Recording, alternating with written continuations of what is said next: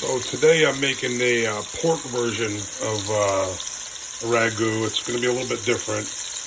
I'm browning off these giant chunks of pork. Then I'm going to saute up about 4 carrots, 2 celery stalks, a large onion, about 10 cloves of garlic, 2 chili peppers, some sweet red wine, beef stock, and some bay leaves. We're going to get some diced tomatoes and tomato paste in there. And we're going to rock and roll and see how this turns out.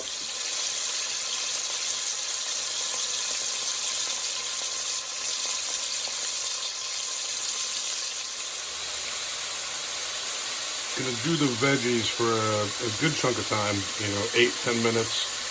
Want them to really start caramelizing up, start to break down a little bit so they're sweeter. And they'll blend easier later. That's part of the secret of the sauce, is to blend everything down so smooth.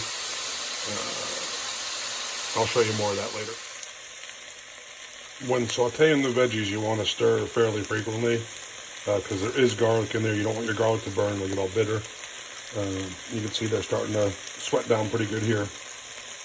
Pretty soon I'll be putting a little bit of liquid in to glaze the bottom of the pan, and then we'll assemble and get it into the oven.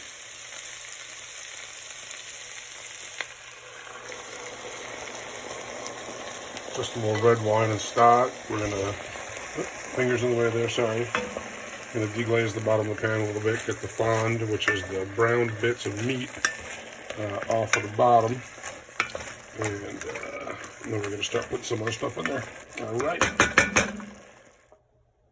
All right, so the remainder of the beef stock and red wine mixture, about 500 milliliters each, like 2 cups each, in there. Bring it up to a boil, then reduce to simmer, and then we'll add the remainder of the liquid ingredients and spices.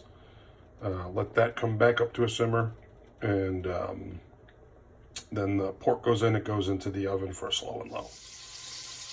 In here we got some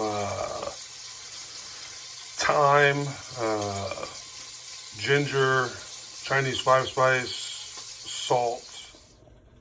Okay, this is about 450 milliliters of diced tomato, a big heaping spoon of tomato paste, and then the dry seasonings, the ginger, 5-spice, all the other ingredients in there.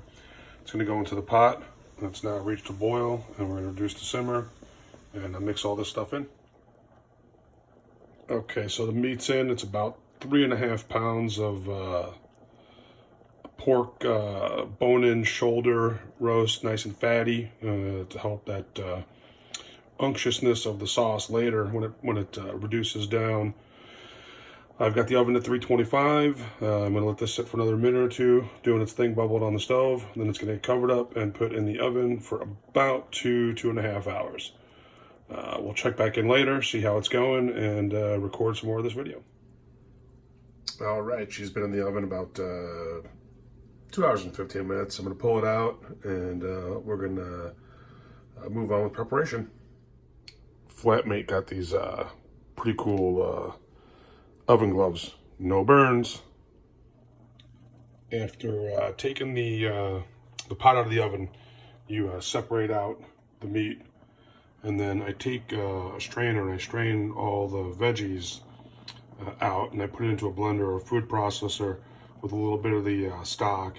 I blend it into a really smooth paste and mix it back in to the sauce, and then put the sauce on to reduce a little bit more so it can get a little thicker. Pork's all shredded, going back in the thickened stock.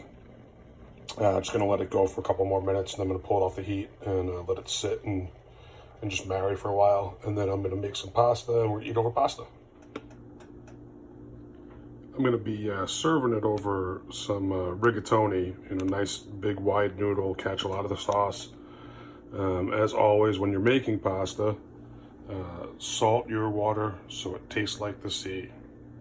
Seasoning on every layer. Let you know how this turns out shortly. Alrighty, so I'm heating some of the noodles up in a pan here, and then I'm gonna drizzle some of the sauce over it and finish it off in this pan here as I make a mess on my stove.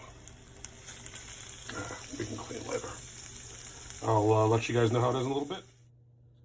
All right, guys, here we are, finished product. I've paired it with a Sam Adams Oktoberfest, a beer I enjoy, and good beer company, goes good with food.